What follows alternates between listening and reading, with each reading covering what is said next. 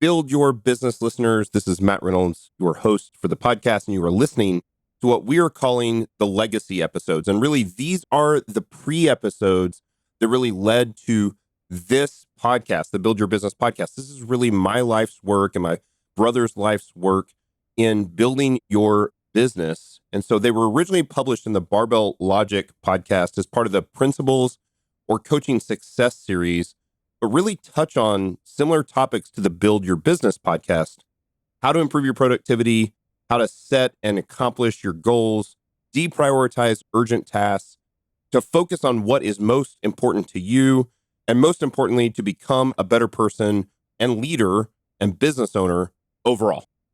I'm proud to bring you these podcasts. Again, many years of life's work, several years of podcasts, and several decades of business ownership. Hope you enjoy them and learn from them. You're listening to Barbell Logic, the podcast where we talk about what it means to experience strength and how you can use simple, hard, and effective strategies in training and nutrition to improve your life. It starts with meeting you where you are right now and finding lasting solutions. Welcome to the show.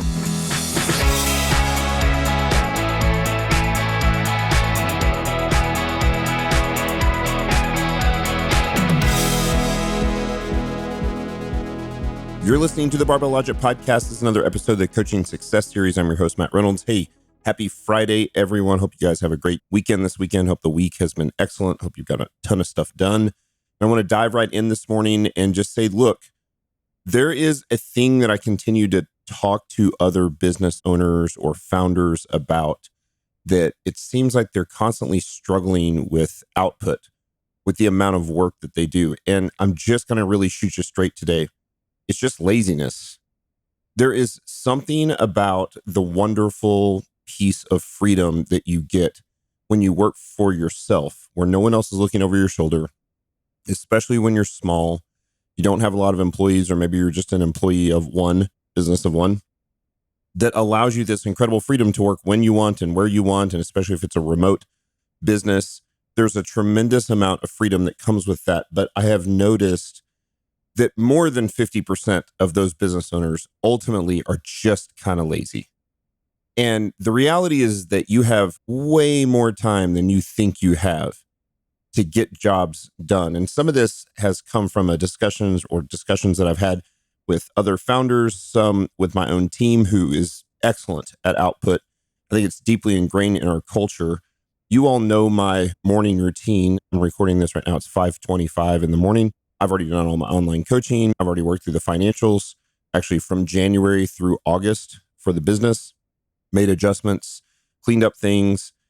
And that culture for me is so deeply ingrained in who I am at this point that it's nothing I have to force myself to do. That doesn't mean I'm always motivated to do it. I'm not. But it's just what I do. I just get up and get to work. And so this concept, I've thought a lot about these kind of modern day cultural concepts like a workaholic. And for the most part, I just think that's bullshit. The reality is, can you overwork or be so dedicated or so committed to work that everything else in your life kind of goes to crap? Your family suffers and all of the other things. Of course, we all know people who do this, who are so enveloped in their work that they can't ever break away from it. But there's a difference between if I'm the guy who's trying to work 105 hours a week at the law firm to be a partner at the law firm. And so I'm never home. I'm always at the firm. I'm always staying up doing paperwork and working on cases. And that's different than when you're a founder where you can actually choose when to work. But the problem that I see is that so many founders don't choose good times to work, or they don't utilize their time effectively. And so some of this came from a post that I saw that my little brother Chris made, that you guys know he's been on the podcast before. I think actually we're going to have him on the podcast again. So last week, my brother made this post on Twitter and LinkedIn that I saw. He's been making a lot of posts. If you don't follow him, Chris Reynolds, you should follow him. And so the post says this. I'm just going to read it because I think it's excellent and it sums up really what my thoughts are about this. He says, "You can do so much more than you think you can. Most people are living with fake walls. They invent these limitations and believe they're real, but they're not. So let me give you a prime example. My morning routine. This is his morning routine. Every single day, weekends included, I'm up at 5 a.m. I crush 2.5 hours of work before breakfast with my family at 7:30.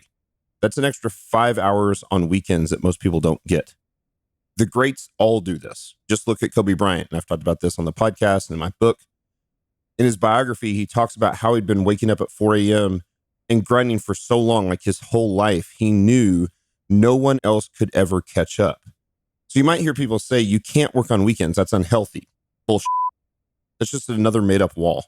Chris says, my weekends feel better because I've already accomplished something before family time kicks in. I can get my stuff done early and go to my kids' football game in the afternoon. Now, that may not be the case for you, and that's all good, but make that choice for yourself, not because society told you so. To me, this whole work-life balance thing is silly. Who decided working on Saturday and Sunday makes you unhealthy? Nobody. Now, there's an important distinction here.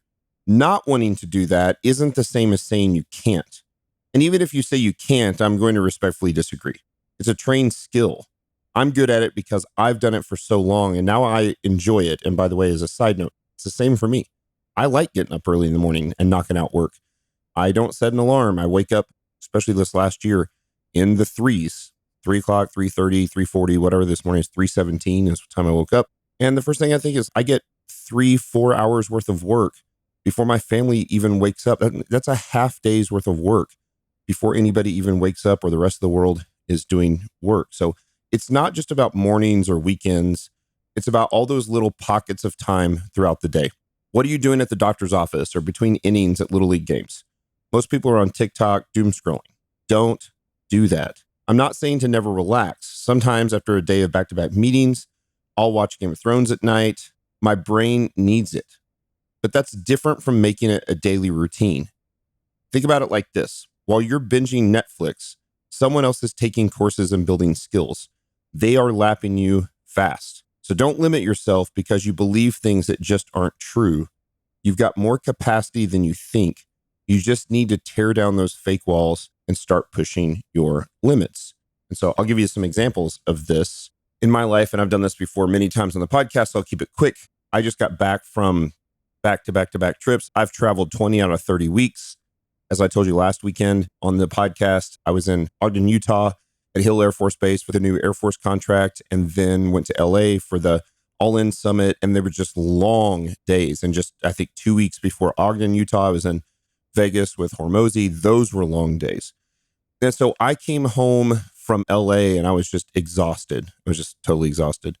And I got a couple days worth of work in, and I'm still exhausted and I'm playing catch up. The things that are harder to do when you're on these business trips are things like meetings and Zoom calls. And that really those are not things I enjoy, but they are things that need to be done. They're both urgent and important. And so did them. Actually, I think I was only home for one day from LA. And then my wife had booked us a trip down to Branson at a nice lodge down there. We had a wine tasting dinner event with my favorite winemaker in the world, Dave Finney from Orange Swift Wines. I got to meet him and hang out. It was amazing that in 2 days of being at the resort, so I'm at this, nice resort. If you guys know Bass Pro, that's headquartered here in Springfield. Johnny Morris is a big philanthropist and businessman in the area. And so everything he does is super nice. So he's got the super nice resort. It's all kind of log cabin-ish.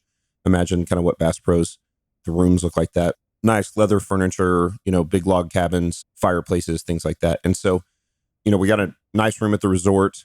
And I still woke up early every morning. We weren't staying in a suite, so we were just in a regular nice room.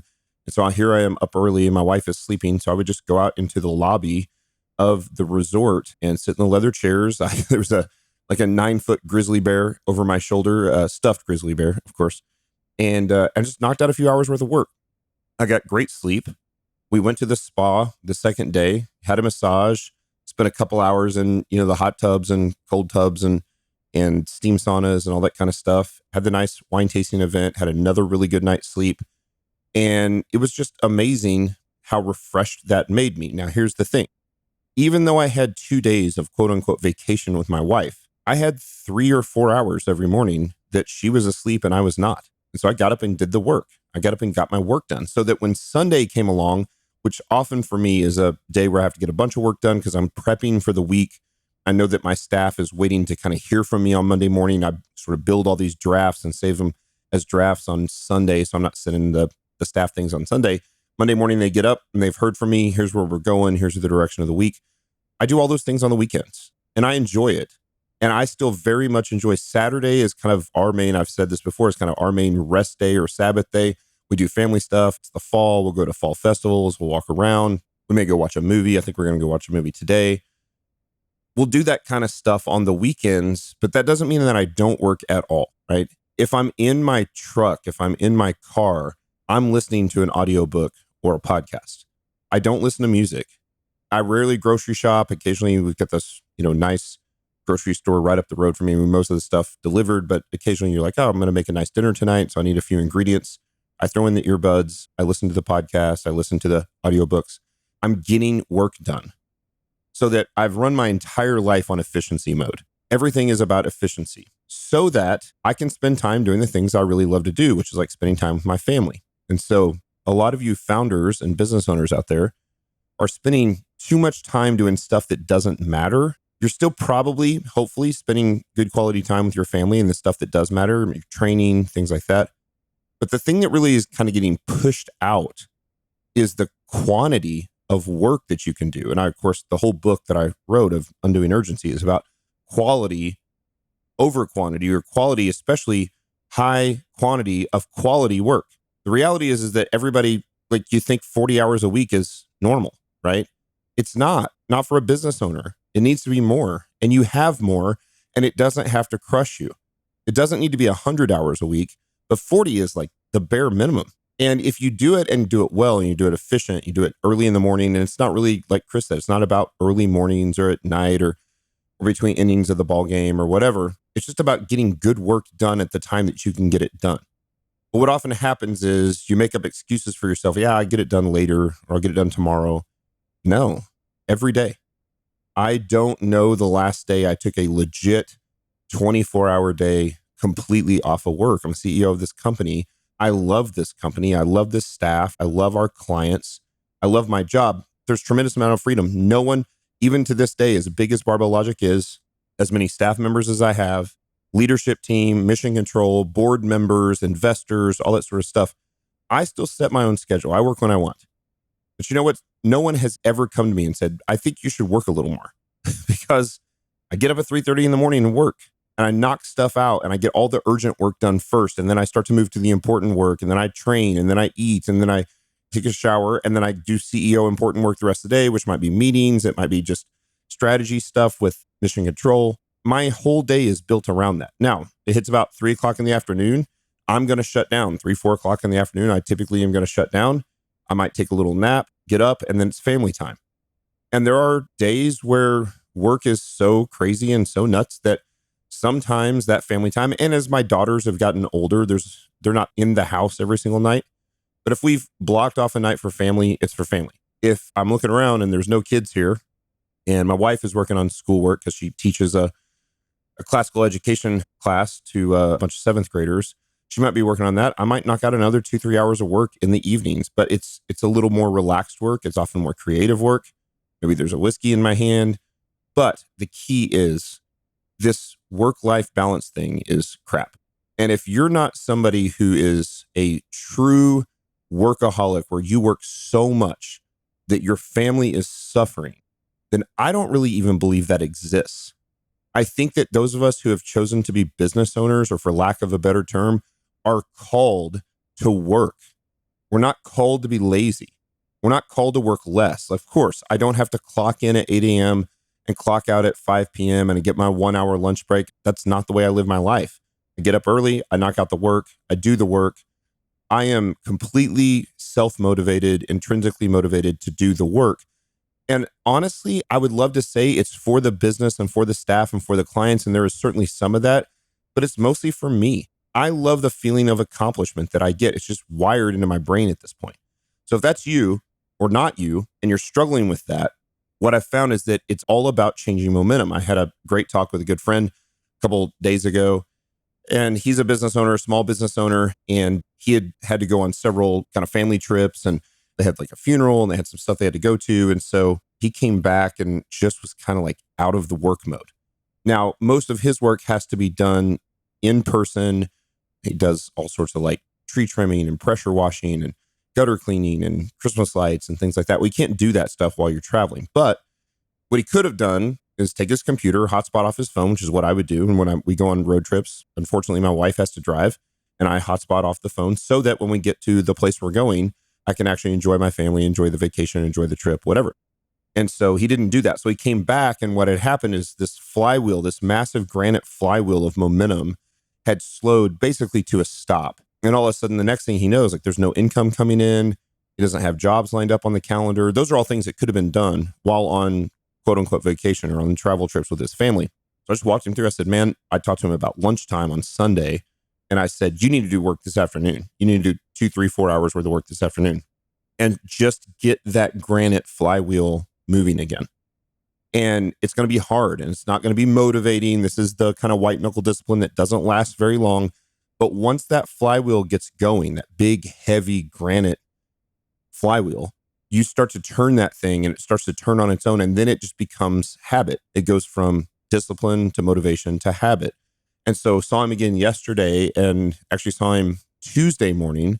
And he was like a completely different person. Had breakfast with him Tuesday morning, walked through stuff again, do some mentor stuff with him. And then he actually came and worked at our house yesterday. And he was like a completely different person. He had changed the momentum. And so that's the goal here. So if I describe what my life looks like or what my brother's life looks like, it's not about the money or the success or any of that kind of stuff. It's actually about the work. Of course, the accomplishments and the money and the things like that come, those are like great rewards for the work, but the real reward is in the work itself. And so if you're somebody that just struggles to do the work and you find yourself constantly procrastinating and putting off the work, you just have to stop. I'd love to tell you that there's a special like secret sauce. The sauce is just stop. Right now, set your alarm tomorrow morning for early, which is you're listening to this on a Friday. Get up tomorrow morning on Saturday and get some work done before the family wakes up. And then notice how much more accomplished you feel. For me, if the work is hanging over my head and we go to some fall festival and we're looking at pumpkins and crafty things, and I'm thinking like, man, I should have gotten that work done, I can't even really relax and enjoy myself at the place. Now, for those that know me, I do actually get to the point where I can relax and really have a good time. But if the stuff is hanging over my shoulders, I can't. If it's just weighing over me like a cloud. So I get up and knock out the work, which is the cloud dissipates. And then if it's a work day and the rest of the family's working, we're doing homeschool and my daughter goes to work. I'll talk about that here in a minute. And my wife is working on the stuff that she works on around the house and for the classical education. Then I just keep working. But if it's a weekend or a day that's not specifically a work day, I still get up and work. Just work for a few hours, clear the cloud.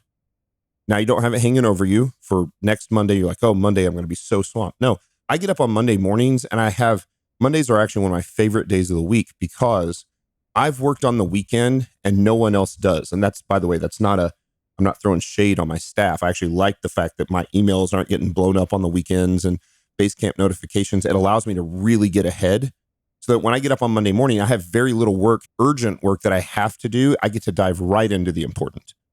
And that is a great feeling. So when I do that on a Saturday before a family day, when I do that on Sunday morning before church, I can enjoy those things I really want to enjoy that are most important to me because it's just so deeply ingrained at this point in who I am. So don't let the freedom of business ownership turn into laziness or laxity. Don't let it go there. Right? You have the power to control that. You have the intrinsic motivation. You have to drive yourself to work harder than what your boss, if you had a boss, would drive you to do. That's our job. Like the best business owners are the ones that work the hardest, work the most effectively or the most efficient, and can focus and get crap done. That's the deal. So that's who you need to be this week. And that's who you have to change. And so if you're struggling with it, discipline first, get that flywheel moving, watch that turn into motivation. And eventually it just becomes habit, just becomes deeply ingrained. Like I said, I don't even set an alarm anymore, ever. I haven't set an alarm in 5 years. I just wake up early. I haven't slept till 6 a.m. and I don't have any 5, 6, 7 years. It just doesn't happen. And so interesting final story there is that my daughter, who I've told stories about over the last few weeks, things are going very well with her. Things are really calling the truth. I talked about that. It's been actually really nice, peaceful in my home. it has been quite comical to watch my 19-year-old start a full-time job, and she's working 4 10s. So she's working 4 10-hour shifts, and she's so exhausted. And so she legitimately works 40 hours, but 40 hours is about 25 hours more than she's ever worked in her life in a week. And so now she's done that for, I think, 3 weeks in a row. And she's just like, I'm so tired all the time. And you're like, yeah, I work 40 hours in 2.5 days, 3 days, right? And so that's how you get ahead. So when I'm working 80 hours a week and it doesn't feel like it's a grind and it doesn't feel like it bogs me down. And yes, of course, a couple of days ago, I had 9.5 hours straight meetings, mostly Zoom, some in person. I was exhausted at the end of those. Those just kind of suck the life out of me. But those are few and far between. And most of the work that I do is really enjoyable. So at the point that my family wakes up, the urgent stuff is gone. And I can shut down the important stuff in the moment because it's not urgent. I can come back to it. And I don't have this cloud hanging over me. And I can enjoy my family and enjoy church, enjoy my friends, whatever the thing is. So you have more time than you think. Get stuff done. Work when others won't. Stop binging Netflix and doom scrolling TikTok and Instagram Reels and YouTube Shorts. And get the job done. You can do it, right? That's why we take the freedom. And if you can't do that, you should go be an employee for somebody else. Someone who will set your schedule and say you have to be here at 8 a.m. You can leave at 5. And that's fine. Nothing wrong with that at all. If you're not intrinsically motivated to work your butt off and get good, hard, quality, efficient work done, this isn't cut out for you, or you're not cut out for it. And so, but I think most of you are that are listening to this. So hope you have a great week of work. It's Friday. Get a little work done this morning. Definitely get a little work done Saturday and Sunday morning, and then hit the ground running on Monday morning and see how much better you feel on Monday when you've knocked out 5-6 hours worth of work over the course of the weekend, which is not very much, but it's 5-6 hours more than everybody else gets. Right? So there you go. So the episode of the Coaching Success Series. If you've enjoyed the podcast, please give it a 5-star review. Tell somebody about it. We would love to have more listeners to the show, as well as more reviews. And I hope you guys have a great weekend, and I'll see you next week.